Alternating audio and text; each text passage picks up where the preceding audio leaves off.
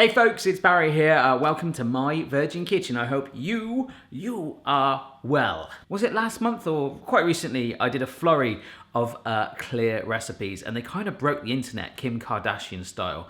We did a clear lemon meringue pie, we did clear crisp, we did clear ravioli, and we did the extremely intense clear taco. Now, all of those were fun. Lots of you going, please make more clear recipes. I'm like, whoa. I just want to have a little break from it. I've been sent loads, and I think I'll just delve back into this playlist. It is a playlist, so if you haven't seen any of those, watch them all. There should be a link up here or down below, and grab the popcorn, have a marathon. This one caught my eye. I can see clearly now the recipe is gone. Sorry. Right. There are definitely some scientific-y ones that I want to go down in this clear recipe, but this one just sounds weird. But it's also a standard recipe amongst quite well-known chefs. I think it's called, is it a consomme or consomme or I forget the pronunciation, all right? You know, I'm just a standard guy. I just want to try and inspire you guys, but there's something called a consomme. We're going to call it that, like a chilled soup. Today, we are going to make, and I just love this title, a clear tomato soup. Tomato soup, one of the most popular soups in the world, and you think of it and it is bright red. I mean, it's like the colour of someone that's just been sunbathing at way too long. I mean, it always puts suntan lotion on, folks. But this is 100% legitimate. And the other thing that caught my eye about it is doing something called a raft with egg whites, which actually helps to sort of separate it and make it more clear. But it really, really excites me. I've already done one step, in fact.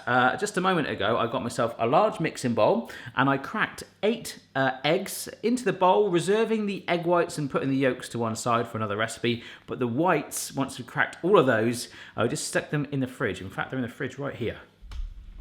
This very fridge. Now, those egg whites will help make a raft. We'll come on to that in just a bit. Remember that scene from Batman, the 80s one with Michael Keaton, where he's like, it's cold. It's supposed to taste cold with the butler and all that? Yeah, it's kind of like a cold soup. So this is a legitimate recipe. That's what one tomato, plum tomato I might add, looks like.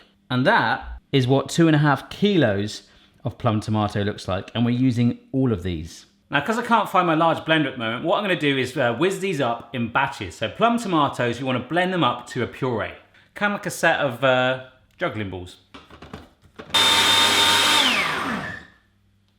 Beautiful. So we have got ourselves pureed tomatoes. Lush. You kind of get the drill. This is my life for the next half an hour. It's kind of like less red now and more sort of salmon coloured. That's tomato, all right. I gotta be honest, this is up there with one of the top 10 foods I've done that have ever looked like a brain. Look at that. Homer, stop looking so impressed. Guys, I never really tell you this, but I love you. Thank you for supporting me. I love you from my head to my toes.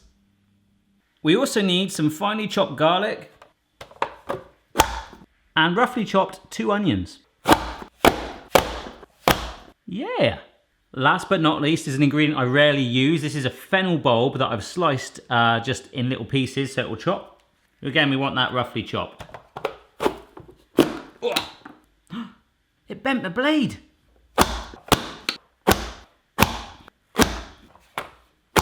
So in there, we've got the fennel bulb, we've got the onions and the garlic. This now gets fried up in oil for flavour. Every time. There's the chopped bits. This is some clear olive oil. You get, light in colour olive oil. Just normal olive oil might work, but I figured light in colour might give me more hope. Give me hope, Joanna. And there's the brain. And we're gonna need a big old pan. So this is the biggest one I've got. Hello. About a tablespoon of olive oil. Yeah, I do. Splash more in it. I've lost a blade from this gadget.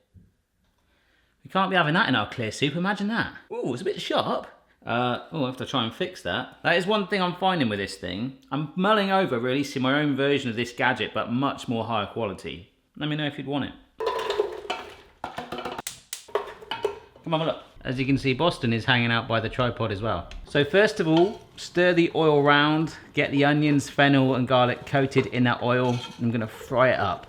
This is gonna be frying up then for about 10 minutes or so. It's smelling really good already. And the great thing about this pot is it's got a spout on it, so we can pour it out through a sieve in a bit. The colour on that is amazing, and remember, when you char something, it adds more flavour to it. That's my excuse at barbecues anyway, when I burn the sausages. That was scary. I had no backup plan. But the tomatoes have soothed the onion, garlic and fennel.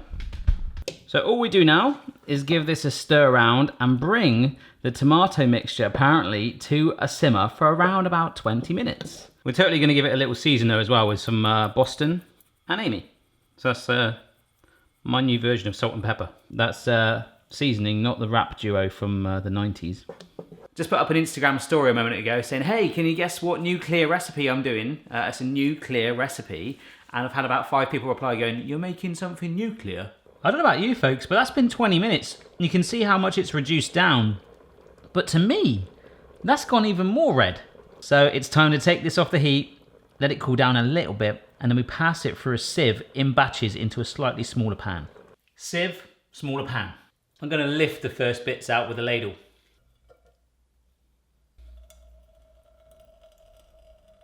To be fair, that is looking pretty clear.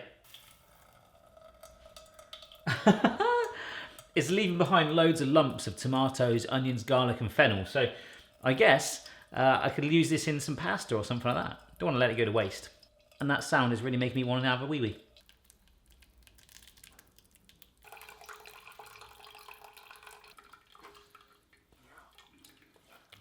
The leftovers look even more like a brain now.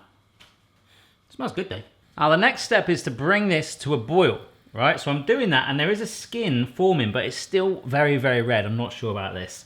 But I did see one review, because what we're supposed to do is put our egg whites in now, and one guy in the review comment said, no, don't do that, do it cold. So I'm gonna let this simmer. We'll get rid of this sort of skin that's forming. Then we'll let it cool down and make our raft. See, this is taking some of the color out of it. I quite like this. So I'm scooping that out. I don't want that in there. So as the recipe said, to keep it boiling and then add the ice and the raft in, which we're going to do in a minute, I'm going to go with that review because that guy seemed to know what he was talking about. And you can see it is starting to clarify, which doesn't that mean clear? Anyway, let me clarify something. You can see that it is separating that skin even more so right now as it's cooling down. So I'm not going to make it so it's freezing cold because we've got ice for that, which I assume that's why it's used. But we will put it to one side. Massive mixing bowl. Some more pug seasoning. Boston is the salt, which back in the day that annoyed quite a few of you because of the single hole on his head. I always thought that was the salt. These are some herbs that are chopped. So parsley, tarragon, sounds like something from Lord of the Rings, and basil. These are our chilled egg whites, so they go in. And apparently what I do now is whisk this up. This is the weirdest concoction ever, until it's frothy. Okay, I would say that is frothy. So rather than pouring it into our boiling hot tomato mixture, we just pour it now into our lukewarm room temperature mixture. We now need to bring it to a boil, but whisk it a couple of times. Take it back to the heat. It's warming up, which will hopefully start to form the raft. Coming soon to cinemas. The guy that left the review said to bring it to a simmer slowly. That is exactly what I'm going to do. Once the broth returns to a simmer, find a place where the bubbles break through the raft and gently enlarge a hole to the size of a ladle. Cook the broth at a bare simmer uncovered without stirring. Keep the raft opening clear by gently spooning out any froth until the broth is clear, roughly 15 to 20 minutes time. Okay, it's just reached a simmer and I'm turning the flame right down. And I'm supposed to look for an area where the bubbles have formed and broke through the raft, and that is actually this area right here. So, let's get my ladle. So what I'm going to do is carefully break the raft, apparently. Take that out. Ugh. It might take a couple of goes at first. Yeah, a spoon is better actually. So that's what I'm doing, waiting for big bits of froth to come to the top, getting rid of it, and keeping it on a really gentle simmer for about 15 to 20 minutes. So I'll see you then. Can you see me in the spoon? Hello. I think the term raft is more like basically a white omelette sat on top of a pan, but it's cool. I can see nearly all the way to the bottom of the pan now. Got about another 7-8 minutes of scooping off to go. I think we're there. There's one last filtration step. So I've got my clean sieve. I've got some kitchen towel, which we're just going to lightly dampen. We line the kitchen towel into the sieve and then we pour it through into our clean mixing bowl. So I'm going to put my nice lens on. Hopefully this will capture it. Oh, and as for that raft thing, I don't really know what to do with that, but I've eaten worse. So there we go, that's nice and lined. And we are supposed to now, after this, put it in the fridge because it's best served super chilled. I'm probably not going to do that. I'll whack it in the freezer for like 5 minutes, all right? I'm just very carefully bringing over my pan. It's gonna come out a touch, okay? Oh, it looks a little yellowy, but hey ho, in it goes. That is our soup. What colour is it? Is that clear? Oh my gosh! Yes, I'm gonna keep going.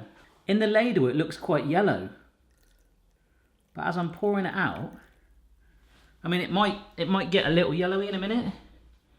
What the heck is this sorcery? This is so strange. It smells so much of tomatoes in here still. All right, let's do this. Boston and Amy looking after my serving glass that I bought. I spent a whole £2 on this for you today, guys. Put in our soup. Ladle again. Pouring it in. Oh. Yes. There's a slight tinge to it, but that's amazing. Why do you smell like tomatoes? And like we've triple filtered this, almost like vodka. So it's so smooth as well. Clearly, this is a lot of work, but it has worked. I just want to have a little bit of fun here, so I'm going to actually season it. You can see the salt going into it. Pepper as well. Oh yeah, the pepper's sitting on the top. A few cubes of tomatoes.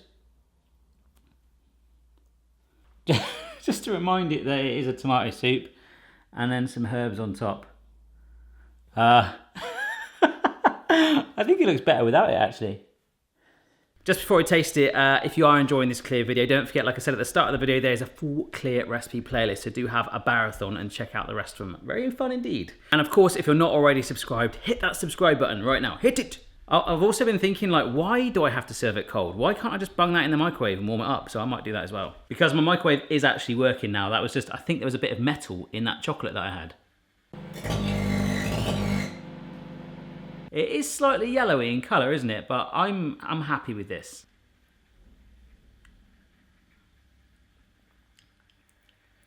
That's really weird. It's cold. I think that's why it's freaking me out. It needs to be hot, but it tastes like a tomato swimming pool. It is 100% like tomato flavoured. 100%. It's really good. All the herbs, and even you can taste the onion in it. I just don't think cold soup's for me, so I'm going to bung it in the microwave, if this is microwave safe. 90 seconds is that? Ah, woo! This is ridiculously hot now. Can you see the smoke coming off of it? And also some of the tomatoes have risen to the top and the parsley's wilted. That's hot now. Oh, that is much better. That is it's so good. Only thing I normally do is I prefer tomato soup to be like thick. You're kind of missing that sort of, the pureedness, the chunkiness, the oomph. Other than that, I don't think I'll probably make this again in a hurry, but it's kind of cool for wowing your guests because it is rammed full of flavour. It's just so weird. Maybe it's like the new fad, the Clear diet. Hey, are you doing the fast diet? No, I'm doing the Clear diet. There we go, folks. Thanks for watching. Love you lots. Follow me on social media at My Virgin Kitchen for behind the scenes bits and bobs you would have known about this 2 days before everyone else. Bye.